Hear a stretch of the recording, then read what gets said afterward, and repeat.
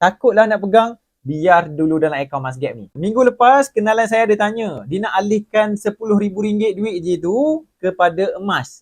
Sebab dia tengok harga emas makin lama makin mahal. Lebih untung berbanding dia disimpan duit dalam tabung haji tu. Jadi saya akan tanyalah, duit tu untuk jangka pendek ataupun jangka panjang. Jadi dia tanya untuk tahun depan nak guna. Maksudnya untuk jangka pendek, kurang 2 tahun. Jadi guru saya cakap, emas tak sesuai kalau untuk 2 tahun depan. Tak sesuai beli. Kecuali untuk 2 tahun dan ke atas. Kurang 2 tahun, setahun ke, biar je dalam bentuk duit. Sebab kalau apa-apa berlaku, kita tak perlu jual emas, kita ada duit.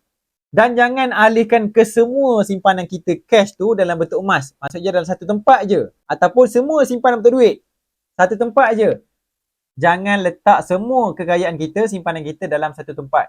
Berisiko tinggi. Jadi at least kita ada 2 bentuk simpanan. Dalam bentuk cash, dalam bentuk emas. Ada dua-dua sebab sekarang ni nak beli emas sangat-sangat mudah. Boleh mula beli melalui aplikasi, menabung sikit-sikit, lepas tu keluarkan dekat tangan.